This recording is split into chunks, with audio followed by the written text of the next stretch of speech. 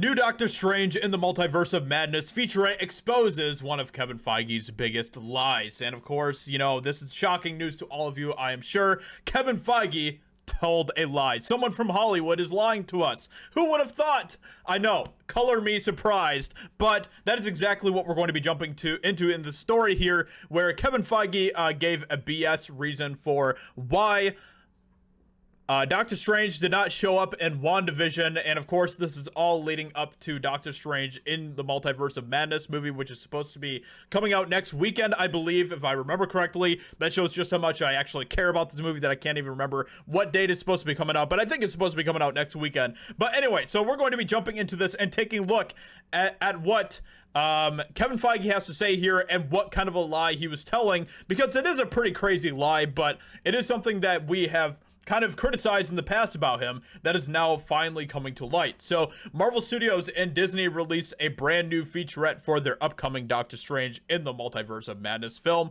titled Wanda Returns featurette, and it very clearly exposes one of Marvel Studios boss Kevin Feige's lies.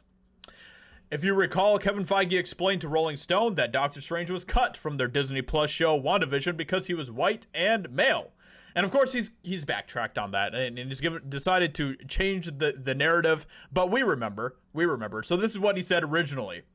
Rolling Stone's Brian Hiatt asked Feige and WandaVision writer Jack Schaefer, Wanda's story will continue in 2022's Doctor Strange in the Multiverse of Madness, but again, the two projects were almost linked much more directly. Schaefer initially responded saying, the plan when I came on board was that there would, at the end of the series, be a handoff and that Doctor Strange's participation would amount to essentially a short cameo. So early outlines had varying versions of the two of them, Wanda and Doctor Strange, kind of riding off into the sunset together, and it didn't feel quite right. Ah, yes, quite right. Okay, so what did she say? We wanted to fulfill Wanda's agency and autonomy within this particular story. Which already right there, it's starting to sound a little cringe. So it did feel a little tacked on. Another problem was, if Doctor Strange shows up at just the end, where was he this whole time? I did love writing variations of Doctor Strange, variations on those final beats. It was a pleasure to write for him. There were versions where she was flying past the city limits and then encountered Doctor Strange. That kind of thing, she concluded. Feige would then respond, some people might say it would have been so cool to see Doctor Strange.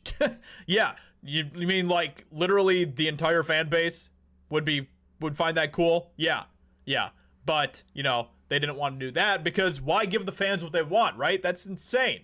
That'd be crazy to do that from Hollywood, right? But it would have taken away from Wanda, which is what we didn't want to do. He then revealed why they really cut Doctor Strange.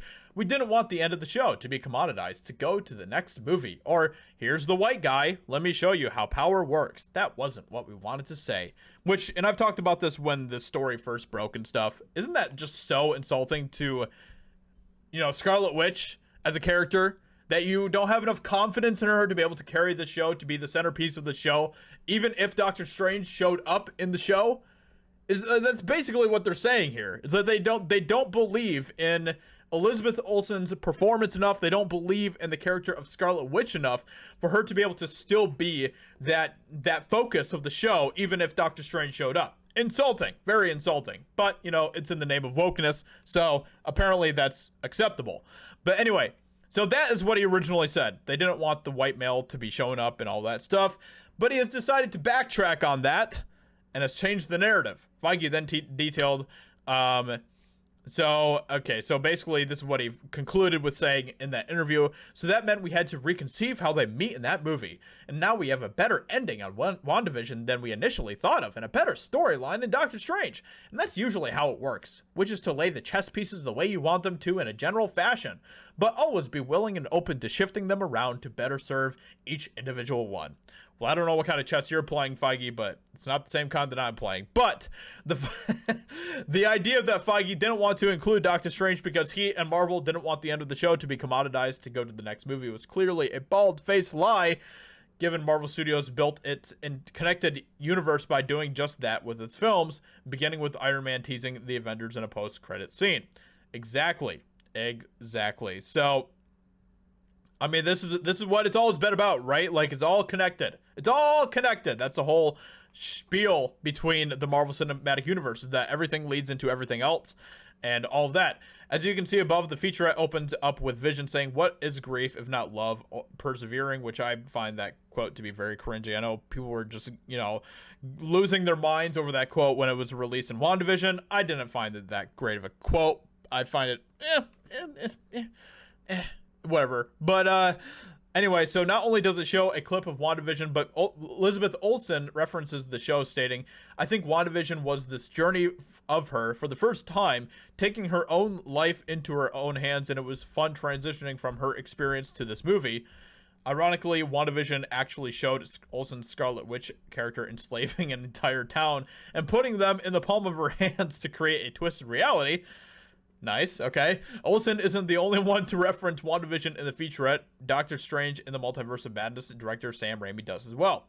Raimi makes it abundantly clear he and Marvel Studios are trying to commoditize the film through the show. Wow, imagine that. And that the show through the film saying, "We wanted to satisfy the WandaVision fans and take them to the next level with a character they love." Oops. Oops, guess you guys didn't get that narrative figured out before Sam Raimi opened his mouth, huh? This featurette is just another piece of evidence that shows Kevin Feige has no problem lying, especially when it's to justify racism and misandry, and it shouldn't come as a surprise. And indeed it doesn't. It doesn't come as a surprise to me at all. So let me know what you think about this in the comments below. Leave a like, subscribe. Let me know what you think in the comments. What do you think of Kevin Feige's comments and everything else? Hope you guys enjoyed it. Leave a like, subscribe, and I'll talk to you all in another video very soon.